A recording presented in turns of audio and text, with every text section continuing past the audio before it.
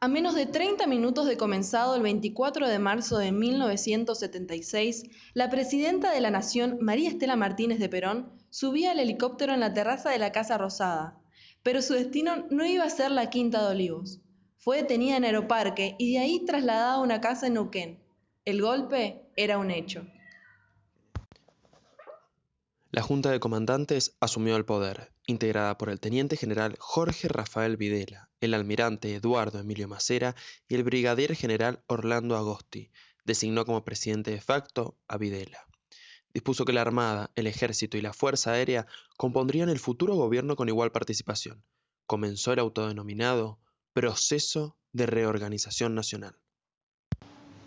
La Junta Militar impuso el terrorismo de Estado, que fuera de enfrentar las acciones guerrilleras, desarrolló un proyecto planificado, dirigido a destruir toda forma de participación.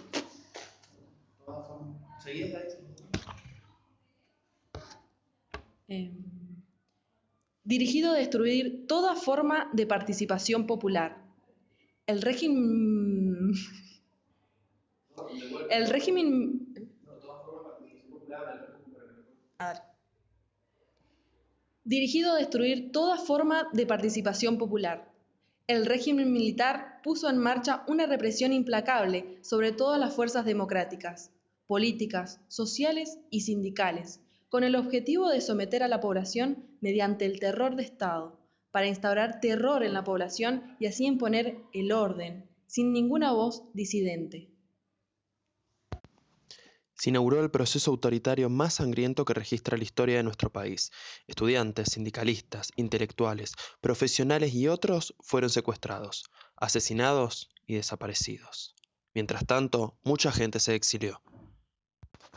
La Junta Militar llevó a cabo una acción represiva en la línea del terrorismo de Estado conocida mundialmente como la Guerra Sucia, coordinada con las demás dictaduras instaladas en los países sudamericanos, mediante el Plan Cóndor, que contó con el apoyo de los principales medios de comunicación privados e influyentes grupos de poder civil, la protección inicial del gobierno de los Estados Unidos y la pasividad de la comunicación internacional.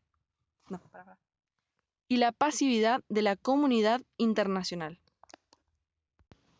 La desaparición de personas fue un programa de acción, planificada con anticipación, estableciéndose los métodos por los cuales llevarlo a la práctica, arrojando a los desaparecidos al Río de la Plata, previa aplicación de sedantes, desde aviones o helicópteros militares y en fosas comunes, fusilamientos y ocultamiento de cadáveres, sin ningún tipo de identificación.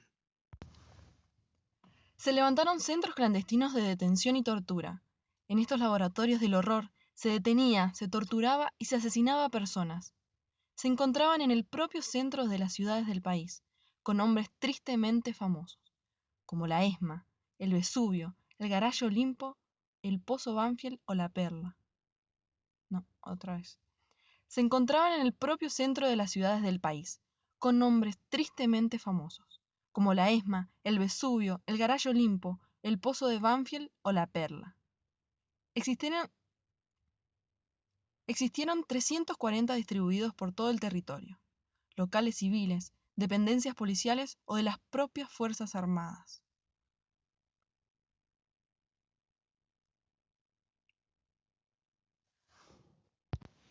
Estas cárceles clandestinas tenían una estructura similar, una zona dedicada a los interrogatorios y tortura y otra donde permanecían los secuestrados. Ser secuestrado o chupado, según la jerga represora, significaba ser fusilado o ser arrojado al río desde un avión o helicóptero.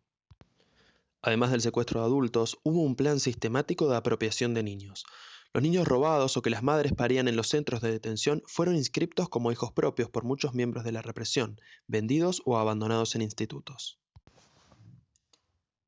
Así es, como en 1977 nació el grupo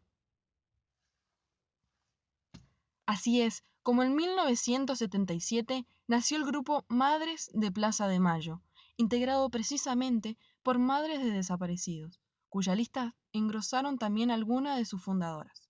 Se convirtieron en el más activo sector de oposición al gobierno. De nuevo, porque me salió medio mal. Así es como en 1977, otra vez me salió mal. Así es como en 1977 nació el grupo Madres de Plaza de Mayo, integrado precisamente por madres de desaparecidos, cuya lista engrosaron también algunas de sus fundadoras.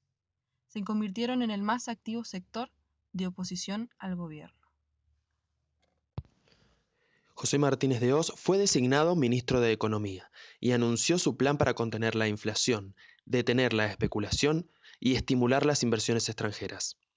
Su gestión, en el contexto de la dictadura en que se desenvolvió, fue totalmente coherente con los objetivos que los militares se propusieron. Durante este periodo, la deuda empresaria y las deudas externas públicas y privadas se duplicaron. La deuda privada pronto se estatizó, cercenando aún más la capacidad de regulación estatal. El gobierno de facto se caracterizó por aumentar notablemente la pobreza, que alcanzó a 1/3 de la población, cuando en las décadas anteriores la misma no había superado el 10%.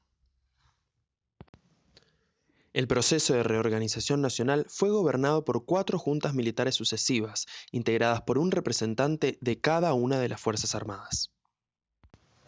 Entre 1976 y 1980 estuvo al mando Jorge Rafael Videla.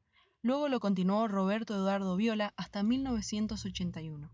Leopoldo Fortunato Galtieri estuvo al frente del país entre 1981 y 1982, y finalmente lo comandó Reinaldo Benito Vignone. Todos ellos eran integrantes del ejército. Ahí va de nuevo, Diego. Todos ellos integrantes del ejército. Por las dudas otra vez. Todos ellos eran integrantes del ejército. El Mundial del 78 fue utilizado por los dictadores para ocultar sus reiteradas violaciones a los derechos humanos. Durante 25 días, los problemas del país pasaron a un segundo plano, y el título mundial que logró conseguir la selección mantuvo ocultos los objetivos de la Junta por más tiempo aún. No sé por qué lo escribí. En 1982, durante el gobierno de Galtieri, para contener el fuerte descontento popular con la situación política y económica que estaba atravesando el país, se intentó desviar las tensiones conquistando militarmente las Islas Malvinas, que eran administradas desde 1833 por Gran Bretaña. El descontento popular... No, ahí va otra vez el popular. El descontento. Ajá. El descontento era evidente y las manifestaciones contra el gobierno eran muy frecuentes. El país, luego de 6 años de dictadura, necesitaba una victoria. No sé cómo decir esa parte. No, está bien. Con hitos como el hundimiento del crucero General Belgrano, que produjo 322 muertos, y el destructor británico Sheffield, la guerra concluyó el 14 de junio con la rendición argentina. La derrota catastrófica de Malvinas y el conocimiento de la muerte de centenares de jóvenes argentinos deterioraron el frente militar, pero sobre todo la reputación del ejército, al cual se consideró como mayor responsable del desastre. Debido a esta derrota, a las crecientes protestas sociales y a la presión internacional por las violaciones a los derechos humanos, el proceso decidió finalmente entregar el poder en 1983. Vignone, el último líder de la Junta Militar, se vio obligado a llamar a elecciones.